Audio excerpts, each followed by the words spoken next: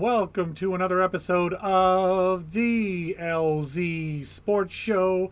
I am one of your hosts, Mark Adam. Thank you for joining us here on our wonderful little sports show that we've just started. This is only the second episode. I'm going to introduce you right now to my trusty co-host, Mr. Keith McKnight. How are you doing over there? Also in Winnipeg, but not in my house because, social distancing. Yes, we do have to follow the rules, right? I'm doing well. How are you doing this morning? I'm doing great. Glad to see you here with us. And let's get talking sports. Those Jets played last night, and they got the big W. They absolutely put the boots to what is a very, very not good Ottawa Senators squad. Yes, I was watching the post-game report on from the Jets YouTube channel, Jets Live there. Mm-hmm. And Paul Maurice was praising their first period play because they played against a really good hockey team in the first period.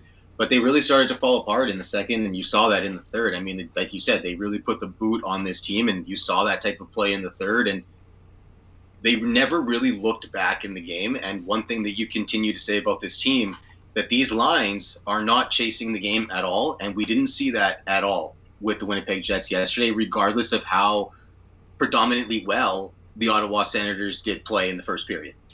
Absolutely. And it was kind of neat that we got to see a Jets team that played a very relaxed, easy game. They didn't play a great game, to be honest. They really didn't. But Ottawa is just a team that you can get away with that when you're playing. You can't get away with that against Toronto. You can't get away with that against Calgary, Montreal, Vancouver. You can get away with that against the Sens because the Sens they're a young, inexperienced team that are trying to grow as a group, and they're not going to make you pay for those minor mistakes you make. How many times yesterday did the Jets try to get the puck out of their zone and completely fail to do so, resulting in an immediate scoring chance for the Senators? Yes. At least 5 times that I can remember specifically, and every time Connor Hellebuck was there to bail them out. And you don't always want to be leaning on your goaltender. The first period ended, was it 17-5 in shots? In favor of the Ottawa Senators? That's not good. So you can't say, the Jets had a great game, because they absolutely didn't. But they got better as the game went on and they got more settled. But that first period was an absolute gong show for the Jets. Fortunately for the Jets, they were playing the Senators, who didn't make them pay for it. So what are your thoughts there? Do you think maybe against other teams they have to be a little more careful, or do you think they were maybe looking past the Senators a little bit, or what? I kind of think so. I think that they were looking past them, with them coming in, especially to the Jets' home ice, right, where they're playing very well. Their record shows that.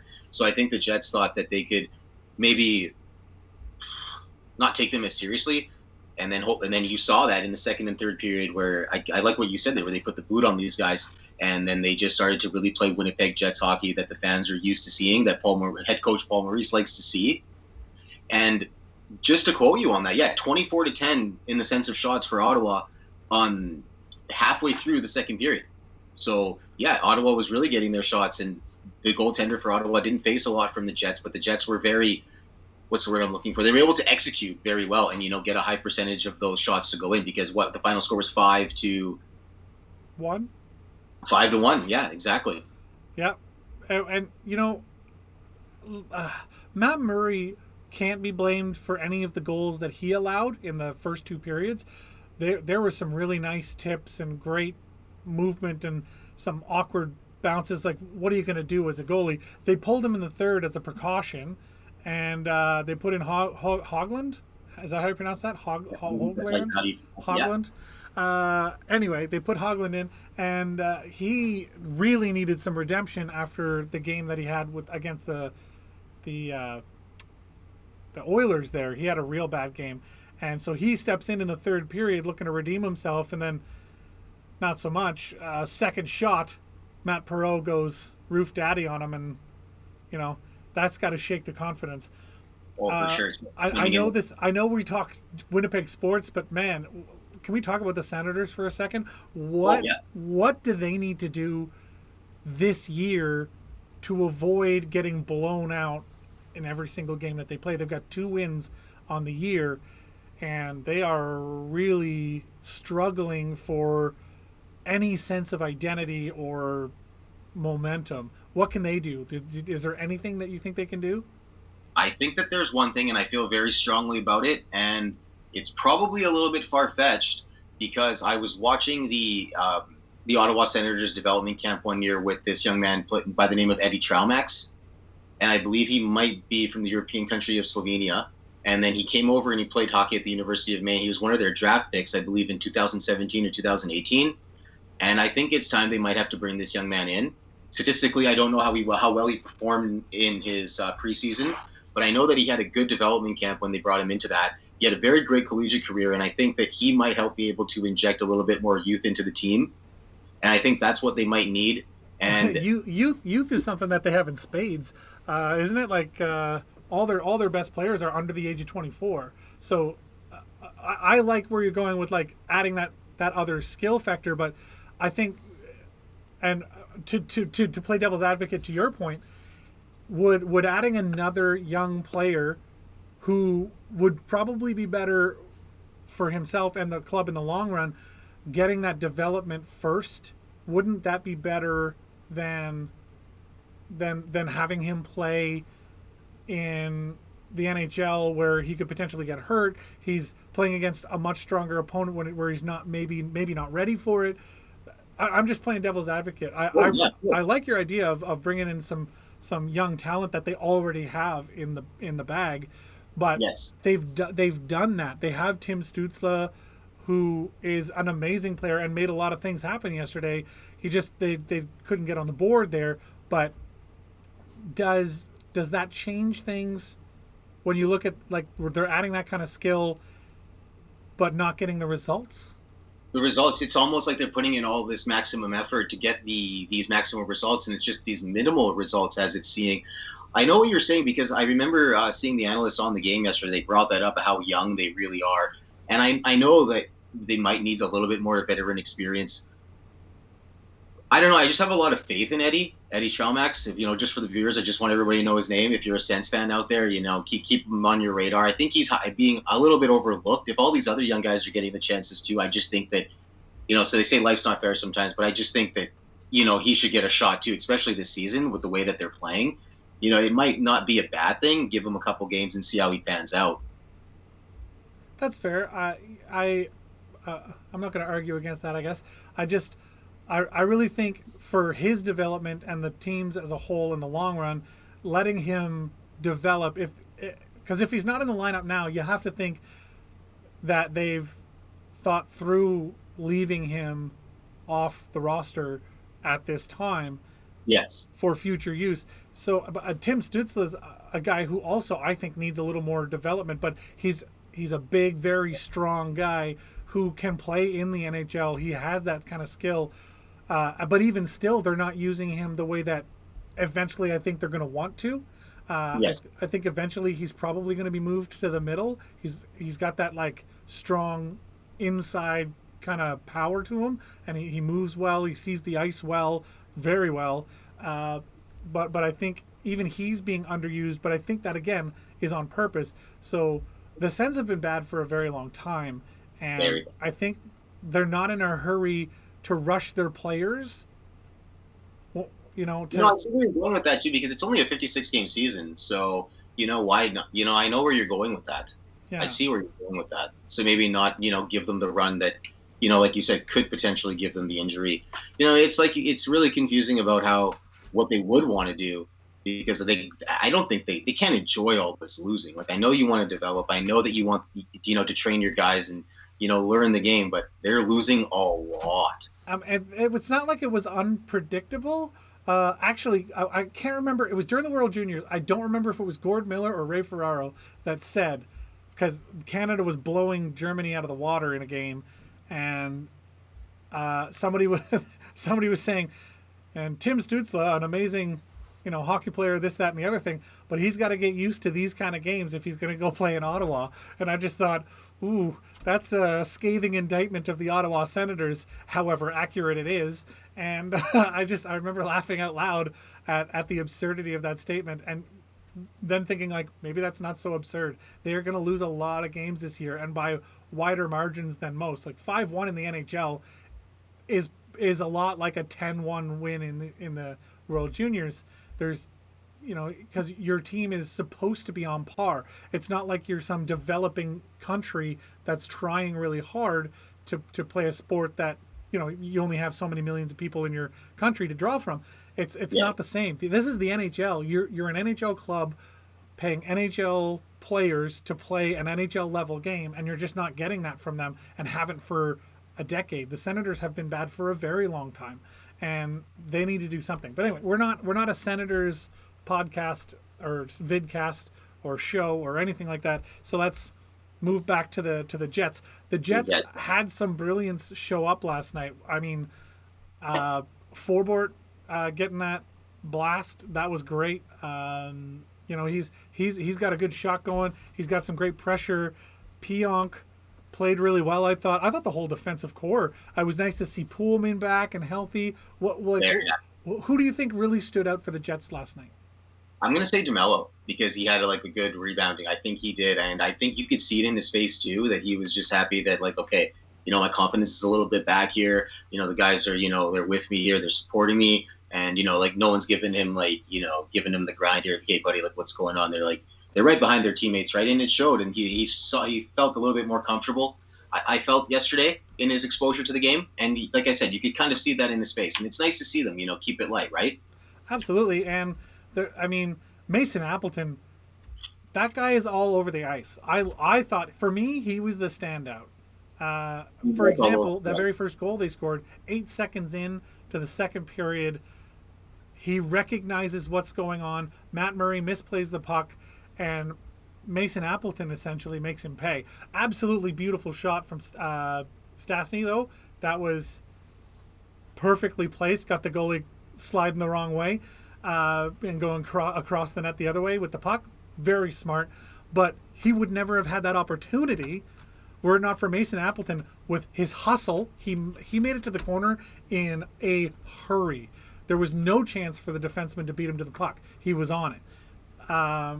And it was unfortunate, too, because Matt Murray is a guy who he generally plays the puck pretty well, which is why Ottawa sort of, they peeled, because they were expecting him to play the puck the way he normally does. And he misplayed that puck real bad. And on the second goal, same thing. He gives away the puck, bang, bang, goal. So, but Mason Appleton was all over the ice last night, I thought, and he was doing everything right. All the people who were doing the little things wrong, especially in the first period, trying to flick the puck up the center of the ice to get it out of your own zone, it gets knocked down every single time. You gotta do better. Up off the glass, out of the zone. Don Cherry used to say that all the time. Love him or hate him, the guy knows the fundamentals of hockey, and that is absolutely one of them. So I just thought Mason Appleton did all of the fundamentals right last night, and I think there's a real future for that kid. You know what? I that's well said, because it shows that we were just talking about developing young players, and it's showing that his development in the AHL these last few seasons really helped him, and it was exposed last night. And he was definitely a standout player. I definitely am with you on that one for sure. He was very impressive. I'm sure the coaching staff is definitely going to want to keep him in the roster for probably the next game here against Ottawa coming up tomorrow night. Absolutely. Mason Appleton's not going anywhere. He's a core member of that team as far as I'm concerned at this point. So it's really nice to see him sort of stand out in a game against, an any NHL club. But when you see a guy like that, and the depth that we've talked about that the Jets have, for him to be the standout guy in my mind, and Ehlers had a great game too. Yes, he did. But Ehlers been having a great game ever since Laine left, honestly. And I truly believe he's out of Laine's shadow and can finally do what he wants to do. He's not looking to pass that puck every time he gets on the ice to Laine. He's the shooter. And that's I think done wonders for his confidence. And I really like that. I like you saying that because he's taking a lot more shots, and I'm sure the fans and other reporters are noticing this too. And yeah, he really stepped out of his shadow. I know they're buds, I know that, but like you said, he's not really looking to pass, and there's nothing really wrong with that because if he has to turn into a shooter, he's got to turn into a shooter, right? And maybe this is just his time, it's his turn, and he's not going to waste those opportunities that he's going to, and he's going to take them. As he should. It's nice to see such a deep club. Like they went with 11 forwards last night and absolutely dominated the Senators. Really, I just can't wait to see them play some really hot teams here when they play Montreal and Toronto. It's going to be really good for this team, test their confidence, test their poise, and see if they're really battle tested, right? And then take the show on the road because you can win at home, but you really got to win on the road, and you got to be impressive there too, right? That record's got to be it's got to be a lot better than last year for sure. Their road record could be a little bit more impressive, a little bit more, but nonetheless, like that's in the past, and this team's playing some really good hockey right now. And I don't think you, as a fan, any sort of spectator, as the coaching staff, or even as a scout, you got to be happy with what you're doing. And I don't want to lose this thought, but one player I want to see him do well here is Logan Stanley. Yesterday when he played, I was so happy to know that he was still in the roster. I don't want to. If they got to send him down, they got to send him down. But I want to see him stay here in Winnipeg. I want to see him do well for this organization. And he seems like a kid who wants to be here and who wants to stay here. And I got a lot of faith in him. And I think that him and Tucker Pullman can make a really good defensive core for this team. Because Tucker Pullman, like we said this in the last show, he had a really good collegiate career. And Logan Stanley had a great junior career in the OHL. absolutely. And Logan Stanley has been a fan favorite for the Manitoba Moose. So it's not like I have a bobblehead of Logan Stanley as a Manitoba Moose. Right. It's he's in the hearts and minds of Winnipeggers, and I think that goes a long way to making people feel comfortable playing in a city that is hard to want to play in. It's remote, it's cold, it's all these things that people say all the time, and so you get a lot of things. You get a lot of people talking like, "Oh, nobody wants to play in Winnipeg." Well, when you're loved like some players are here, Blake Wheeler, Mark Scheifele, those guys are loved by the fans, and they show it. They show their appreciation by putting the work in. And I think Logan Stanley's getting on that train where he's seeing the support from the fan base, and therefore it's easy for him to put the work in and want to play here, and that's great. It is, and you see, I hope the viewers and yourself can see the Thrashers logo back here. To quote something that Brian Little had mentioned, he said when they came to Winnipeg, it was a night and day difference. And he says, like, we're playing in a packed house. Like, this is like, they really love us here. And that was, that hits home with just anybody. If you're a Jets fan or not, like hearing that, right, when they first come back, it's just like, wow, like, well, I mean, the Jets are, like, Winnipeg is a hockey town. What other things are you doing in the wintertime other than watching hockey? Like, we got AHL, we got WHL, we got MJHL. I mean, you can make it to the NHL from literally every level of hockey in this city if it goes that way for you. It goes that absolutely way. I mean, if you're lucky enough, absolutely. And what's crazy is the amount of talent that comes out of Manitoba hockey wise, because there's so many people that's their focus, that's what they do. You go to a place like Atlanta in Georgia, not exactly a hockey hub. No, not speaking ill of the place, they've got lots of things going for them in Atlanta. They have they just added a soccer team to the MLS. They've got the Atlanta Braves baseball team. They've got, like, there's a lot of passion there. What's that? Yeah.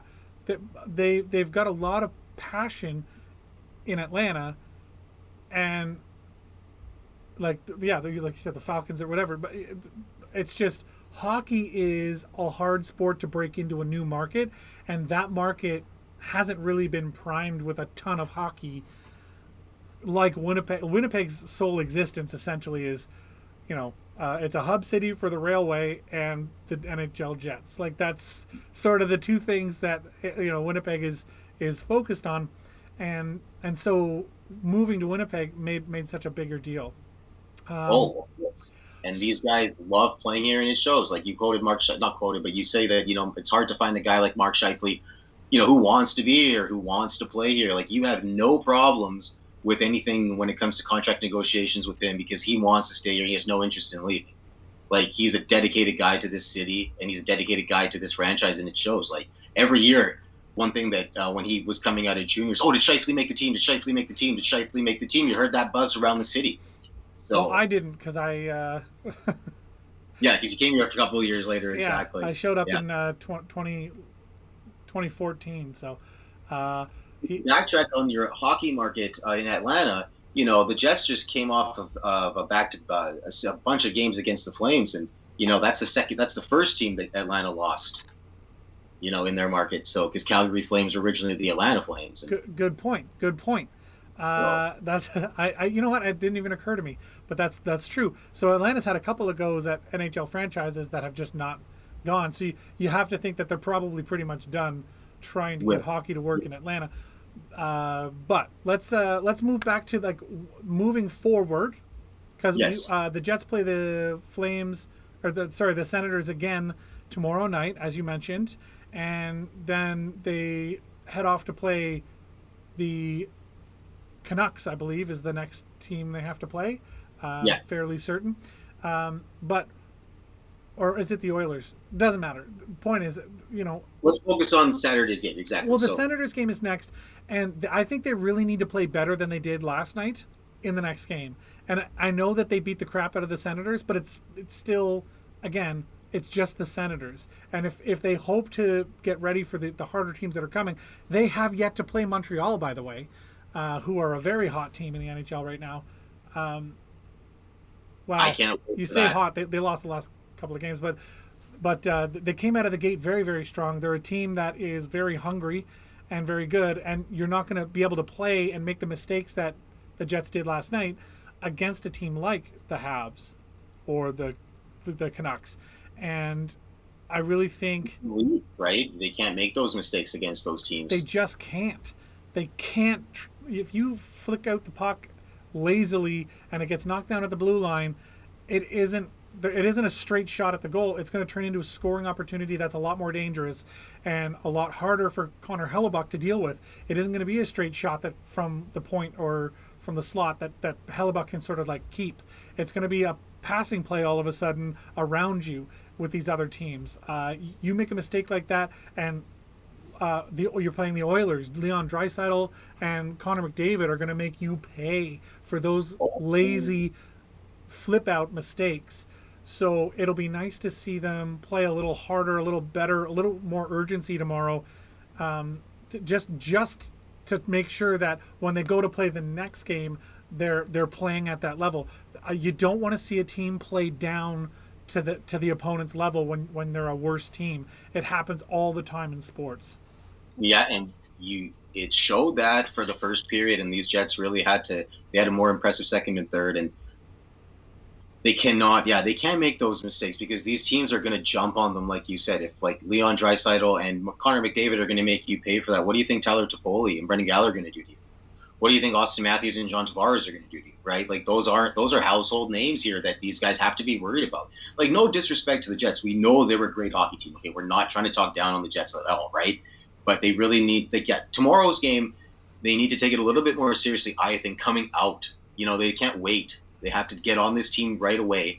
And also, who do you think gets the start in net tomorrow? Because, a 5-1 win's pretty big. Do you think he goes with? Do you think head coach Paul Maurice goes with Laurent Brossoit tomorrow?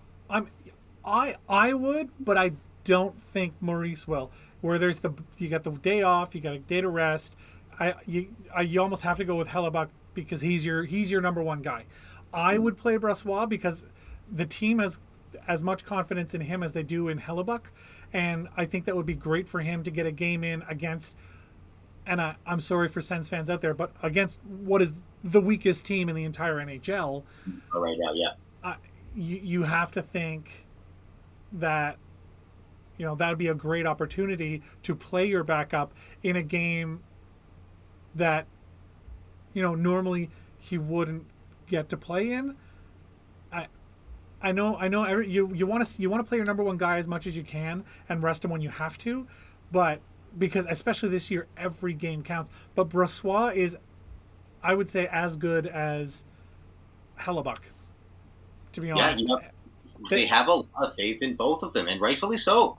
And how many teams can say that they have that? How many teams? Not very many. And if the Jets are one of them, so like let them keep riding that confidence and let them keep this momentum going because the season's already going pretty fast. It's crazy. It is. I have to doubt that they're going to play 11 forwards again next game. You have to think they're going to go back to 12.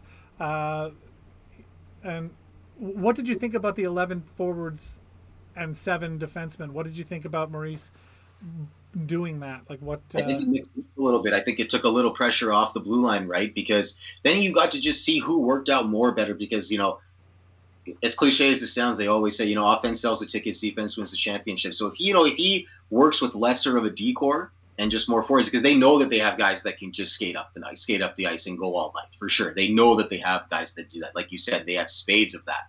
So to use a little bit less of defensive lines to see who can work out better with whoever else, I think it's good. And to do that early on in the season, now it's in the back of my mind. And that's pretty smart, right? Before these guys head out onto the road into Vancouver, right? Absolutely. They have such a great decor that when Pullman comes in and you're worried that they're going to sit a guy like Logan Stanley, and you're like, when you have the luxury of deciding to sit a guy like Vesalainen, you have the luxury of deciding to sit a guy like Logan Stanley or Tucker Pullman or whoever. Like they can choose to sit some very high caliber players. That speaks to the depth that they have and the confidence that they have in their entire lineup. So David Gustafson was a healthy scratch, or was he assigned to the taxi squad? Anyway, it doesn't matter.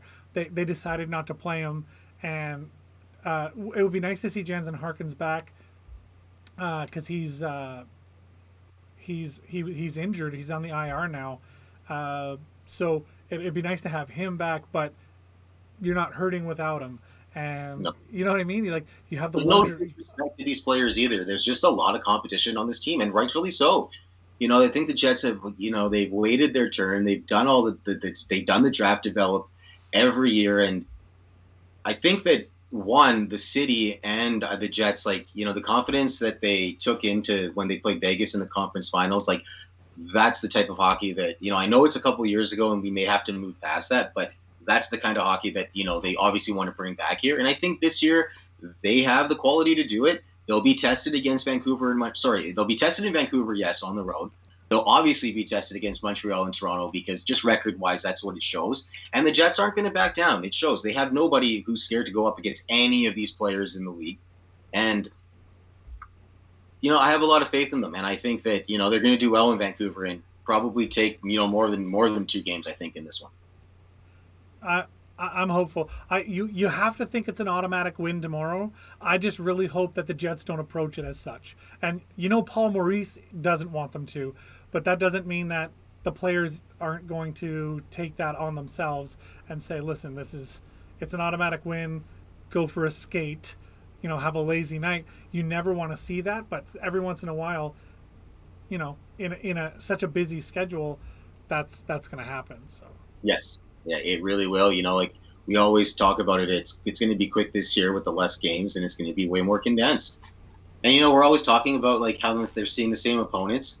When I first Jets 1.0. They're Keith Tkachuk was a big household name here, and then now the Jets are playing against Tkachuk almost every night. It's almost it's crazy that there's always a connection for Winnipeg and Tkachuk. It's great. I love it. Yeah, there's Tkachuk's all over the place now. We got Brady Tkachuk, Matthew Tkachuk. They're everywhere. But we're out of time. We're going to be done right now. Thank you for joining us. If you have any comments about what we've said today, any questions, you have opinions, we want to hear from you. Leave those in the comments for us. Do head over to thewpg.ca/sports. That's the home base for the LZ Sports Show, the landing zone. Love to see you connect with us, and we'll eventually start doing these shows live through our YouTube channel. Right now, just getting the layout of it and the feel for it. So let us know what you think. Let us know what we can do better, or what you want us to do worse. I don't know if that's a thing, but we would love to hear from you. For Mr. Keith McKnight. I am Mark Adam, and we will see you next time. Just one more thing I wanted to add in there for the viewers. Tomorrow, the game will be a little bit earlier.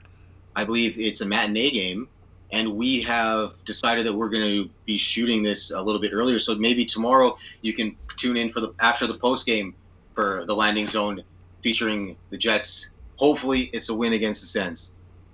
Right. We'll try and set up the live feed for that, but no promises. New show. Don't want to rush anything. Like those developing players, you don't want to bite off more than you can chew.